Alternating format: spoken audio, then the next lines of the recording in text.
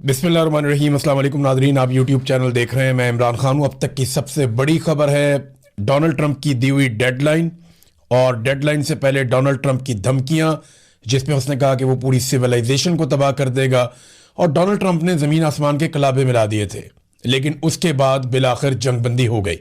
ये जंगबंदी जो है वो 11th आवर में हुई, यानी ऐसा लग रहा था कि बस हमला होने ही वाला है, और उससे चंद घंटे पहले सब कुछ बदल गया। ये हुआ कैसे? पहले तो आपको मैं बताता हूं कि हकायक क्या है, कौन कौन सी चीजें सामने आई। फिर मैं आपको बताता हूं ये किस तरीके से हुआ, और अब तक कौन कौन सी चीजें बेनकाब हो चुकी हैं। ईरान का क्या कहना है, अमेरिका का क्या कहना है, और पाकिस्तान का क्या कहना है। नाज़रीन, डोनाल्ड ट्रंप की डेडलाइन खत्म होने से सिर्फ चंद घंटे पहले अचानक पाकिस्तान के वजीर आजम रात गए लगभग 1 बजे से पहले एक ट्वीट कर देते हैं पाकिस्तान टाइम के मुताबिक, और फौरी तौर पे अमेरिका से ये स्टेटमेंट आता है व्हाइट हाउस का कि हमने पाकिस्तान के वजीर आजम की ट्वीट का जायजा लिया है और हम उसको देख रहे हैं। पहले आप देखें शहबाज शरीफ ने ट्वीट किया क्या।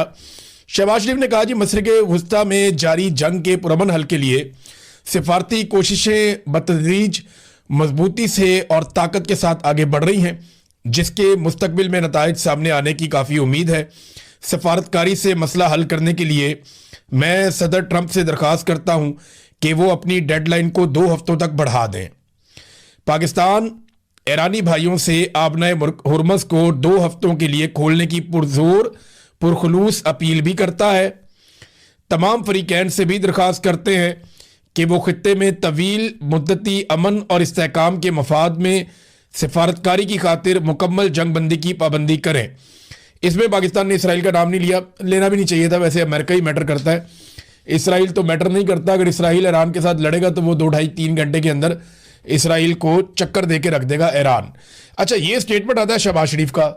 इसके कुछ देर के बाद जो है वो, जब डोनाल्ड ट्रंप की डेडलाइन खत्म हो रही थी तो लगभग 1.5-2 घंटे रह गए थे, बाकी 1.5 घंटा रह गया था। फिर अचानक से डोनाल्ड ट्रंप का एक स्टेटमेंट आ जाता है। डोनाल्ड ट्रंप क्या कहता है, जरा ये भी आप सुन लें। डोनाल्ड ट्रंप ने, अमेरिकी सदर डोनाल्ड ट्रंप ने कहा कि पाकिस्तान के वज़ीर आज़म शहबाज शरीफ और army chief field marshal Asim Munir की दरख्वास्त पर वो ईरान के खिलाफ तयशुदा हमले को 2 हफ्तों के लिए मौखर करने पर आमादा है, बशर्तिया कि ईरान आबनाए हुर्मस को फौरी तौर पर और मुकम्मल तौर पर महफूज तरीके से खोल दे। उनके मुताबिक ये 2 तरफा जंगबंदी होगी। सदर ट्रंप ने कहा कि अमेरिका अपने तमाम फौजी अहदाफ हासिल कर चुका है और ईरान के साथ तवील मुद्दती अमन मुआहदे पर पेशरफ्त काफी हद तक हो चुकी है। डोनाल्ड ट्रंप ने इसी ट्वीट के अंदर कहा कि ईरान की जानिब से 10 नकाती तजवीज़ मौसूल हुई है जो मुज़ाकरात के लिए काबिल अमल बुनियाद फराहम करती है। ये बहुत अहम है, मैं आगे चल के आपको बताता हूं। अमरीकी सदर के मुताबिक अमरीका और ईरान के दरमियान ज्यादातर इख्तलाफी नुकात पर इत्तफाक हो चुका है और 2 हफ्तों की मोहलत मुआहदे को हतमी शक्ल देने में मदद देगी। उन्होंने कहा कि बतौर सदर और मशरिक़ वस्ता के ममालिक की नुमाइंदगी करते हुए इस देरीना मसले के हल के करीब पहुंचना उनके लिए बहुत बड़ा एजाज है। लो जी, ये डोनाल्ड ट्रंप ने कह दिया ठीक है, मुझे जंगबंदी कबूल है। उसके बाद स्टेटमेंट आ गया ईरान की जानिब से। ईरान की जानिब से जो स्टेटमेंट आया वो इराक़ची का स्टेटमेंट आया। ईरानी वज़ीर ख़ारजा डॉक्टर अब्बास इराक़ची ने कहा कि इस्लामी जमहूरिया ईरान की सुप्रीम नेशनल सिक्योरिटी काउंसिल की जानिब से जो बयान जारी हुआ है वो ये है, मैं इस्लामी जमहूरिया ईरान की जानिब से खित्ते में जंग के खात्मे के लिए अपने प्यारे भाइयों इज्जत माब वज़ीर आज़म पाकिस्तान शहबाज शरीफ और फील्ड मार्शल आसिम मुनीर की कोशिशों पर उनका शुक्रिया अदा करता हूं, तारीफ करता हूं। शहबाज शरीफ की अपनी ट्वीट में की गई बरादराना दरख्वास्त के जवाब में और अमरीका की जानिब से अपने 15 नुकाती मनसूबे की बुनियाद पर मुज़ाकरात की दरख्वास्त के साथ साथ सदर ट्रंप की जानिब से मुज़ाकरात की बुनियाद के तौर पर ईरान के 10 नुकाती मनसूबे के अमूमी फ्रेमवर्क को कबूल करने के ऐलान के पेश नज़र मैं ईरान की सुप्रीम नेशनल सिक्योरिटी काउंसिल की जानिब से दर्ज झेल ऐलान करता हूं, अगर ईरान के खिलाफ हमले रोक दिए जाते हैं तो हमारी ताकतवर मुसल्लह अफवाज अपनी दिफाई कार्रवाइयां बंद कर देंगी। 2 हफ्ते की मुद्दत के लिए ईरान की मुसल्लह अफवाज के साथ हम आहंगी और तकनीकी हदूद को मद्देनजर रखते हुए आबनाए हुर्मस के जरिए महफूज रास्ता मुमकिन बनाया जाएगा। ये जनाब सैयद अब्बास इराक़ची ये स्टेटमेंट आ जाता है। अच्छा, इसके अलावा कुछ स्टेटमेंट्स और भी हैं जो मैं आपके सामने रखना चाहूंगा।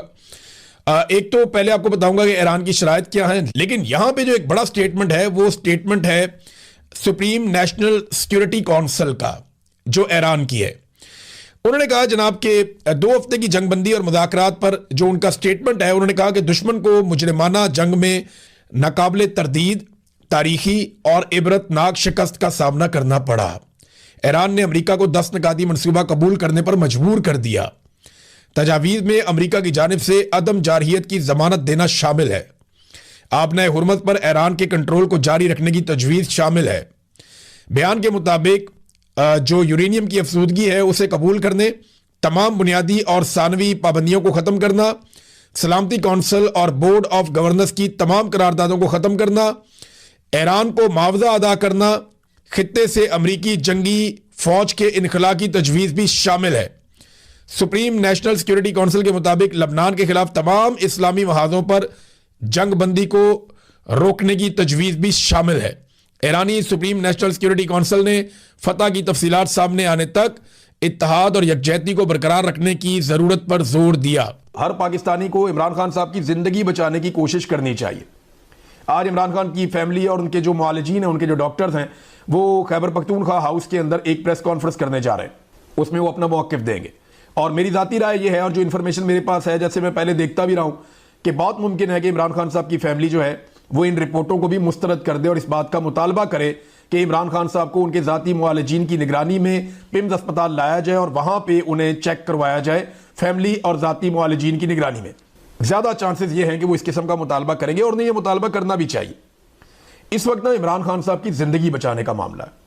ये सियासत भी होती रहेगी, बाकी सारे काम भी होते रहेंगे, सबको मिलकर इमरान खान साहब की ज़िंदगी की फ़िक्र करनी चाहिए। उसकी वजूहात मैं आपको भी बताता हूँ।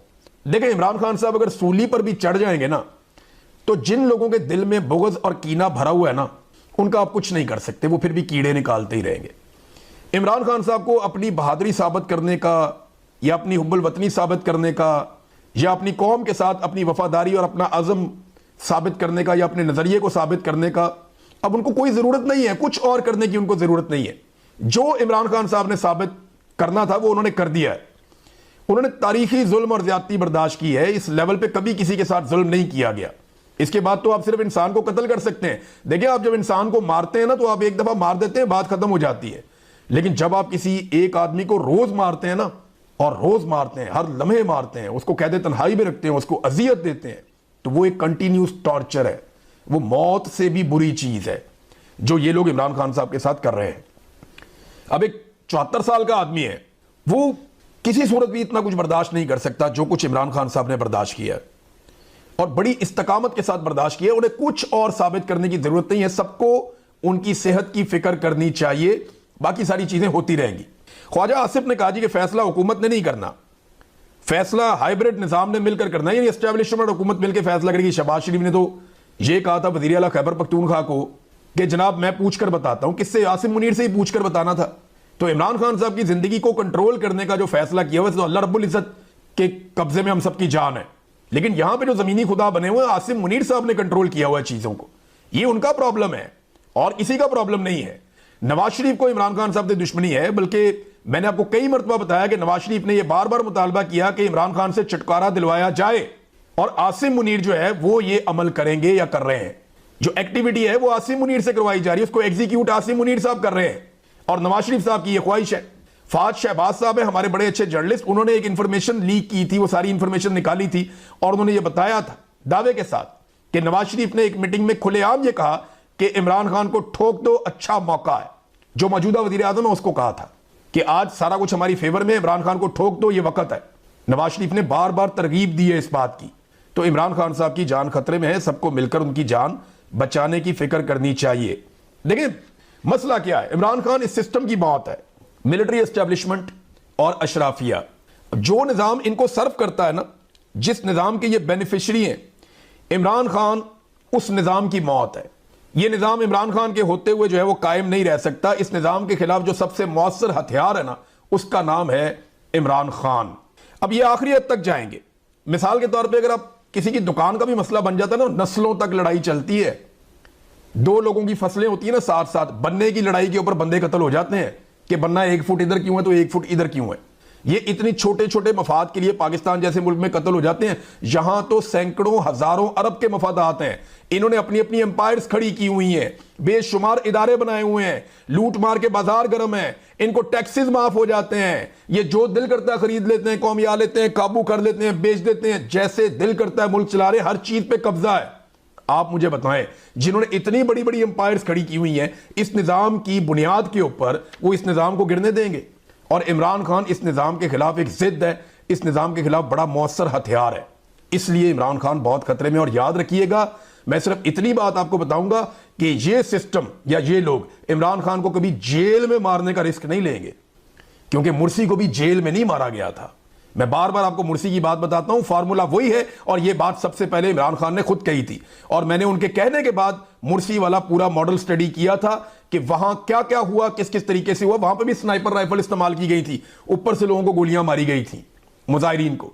जो जो पाकिस्तान में हो रहा है डिट्टो बिल्कुल ऐसा, ये सब कुछ हुआ। ऐसा लगता है कि रिपीट टेलीकास्ट चल रहा है पाकिस्तान में, जो वहां पे मिस्र में हुआ था। इमरान खान ने खुद निशानदेही की थी, और वही हमने यहां पे सारा कुछ होता हुआ देखा। ये निजाम ना इमरान खान को पहचान गया है, और वो रिस्क नहीं लेंगे, और जेल किया जाए, ये भी इसमें कहा गया रिपोर्ट के अंदर। तो ये रिपोर्ट बताती है कि वो जो बात करते हैं ना बार बार, खान साहब किताबें नहीं देते, मुझे एक्सेस नहीं देते, मुझे खबरें नहीं मिलती, तो उससे एक एंग्जाइटी पैदा होती है, एक डिप्रेशन पैदा होती है। देखें, मैंने सारी जिंदगी ना एक स्पोर्ट्समैन की तरह गुजारी है। मैं हाइकिंग करता था, क्रिकेट खेलता था, बॉक्सिंग खेलता था, जिम्नास्टिक, वो बहुत सारी जिंदगी ऐसे ही गुजारी है। मेरी पूरी फैमिली जो है वो, हम लोग खेलों में बहुत दिलचस्पी लेते हैं। लेकिन मुझे जब कैद तन्हाई में डाला, मैं 5 महीने सिर्फ वहां पे रहा था। इमरान खान साहब को तो बहुत अरसा हो गया उन्हें कैद तन्हाई में डाला हुआ, मुझे बाहर दुनिया का कुछ पता नहीं था। तो हर 5 मिनट के बाद जो है ना आपकी हालत बिगड़ती है, 5 मिनट में संभलती है, फिर बिगड़ती है, फिर संभलती है। दिमाग आपका मशीन की तरह चलता है, आपको कुछ समझ नहीं आ रही होती कि आपके साथ हो क्या रहा है, और क्या आप इस सलूक के मुस्तहिक थे जो आपके साथ किया जा रहा है। यह तकलीफ आपको और ज्यादा अजियत देती है।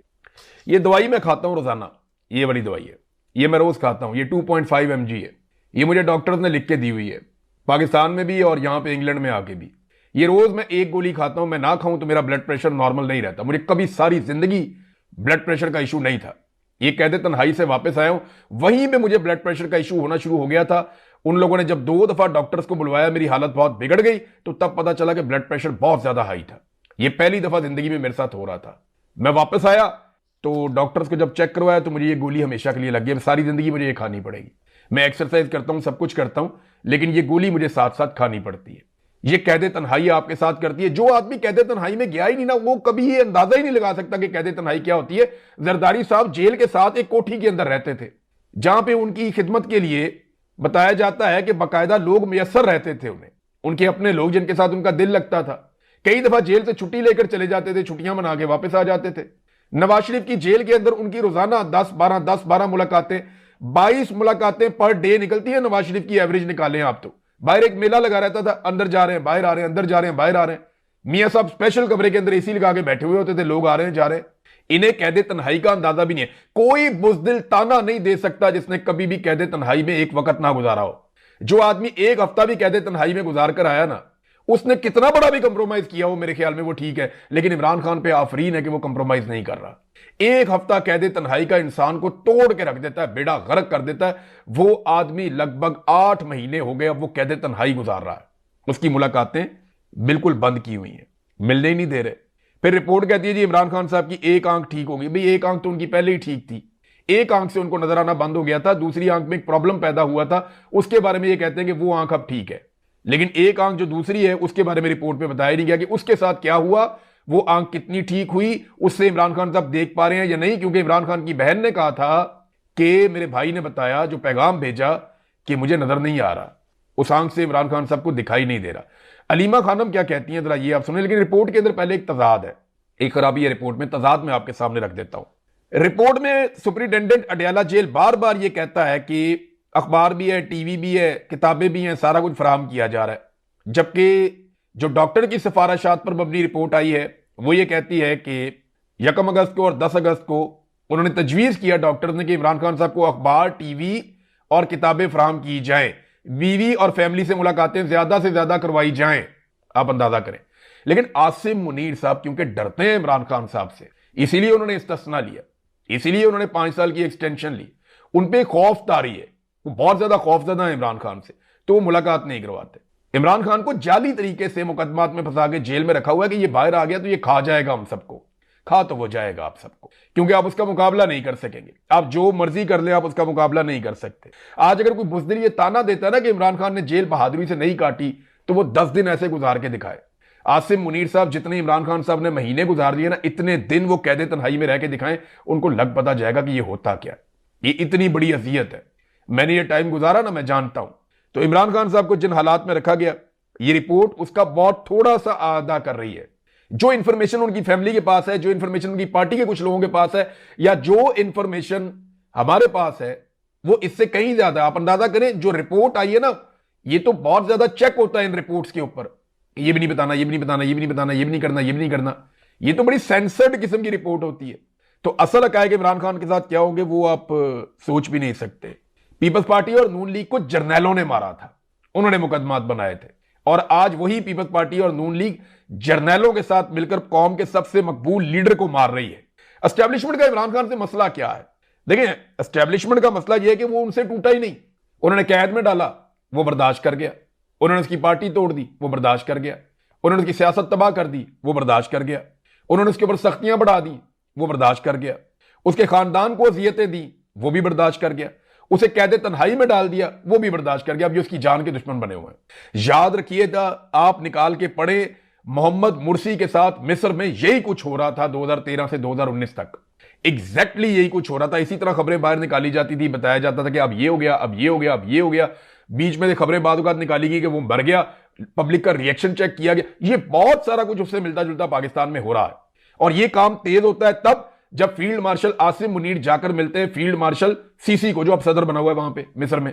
25 अक्टूबर 2025 को मुलाकात करते हैं। उसके बाद से इमरान खान साहब कहते तन्हाई में वही फार्मूला अपना लिया जो मुर्सी के खिलाफ अपनाया था सीसी ने। फील्ड मार्शल आसिम मुनीर ने वही फार्मूला अपना लिया इमरान खान के खिलाफ।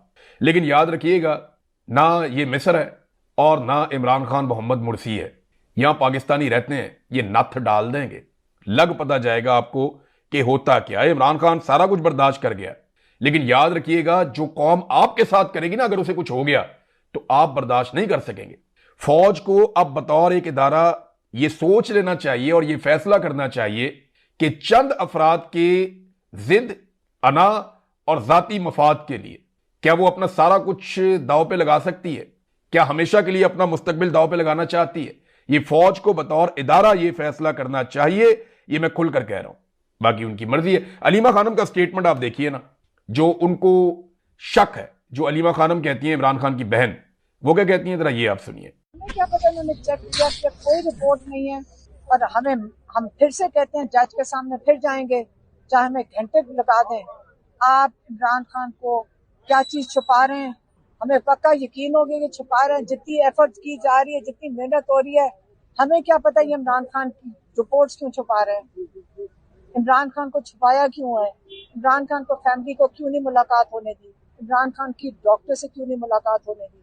हमें इस चीज पे और कंसर्न हो गए हैं, बढ़ते जा रहे हैं कि यहाँ सारे जजेस, हम इनसे तवक्को करते हैं, अल्लाह ना करे ये कोई जज की, अल्लाह ना करे इनके किसी रिश्तेदार के साथ ये हो, अल्लाह ना करे जो ये सारे फैसले दे रहे हैं किसी के इनके घर में वो मसला आए जहाँ पे ये अदालत में लोगों की जिंदगियों पे फैसले कर रहे हो।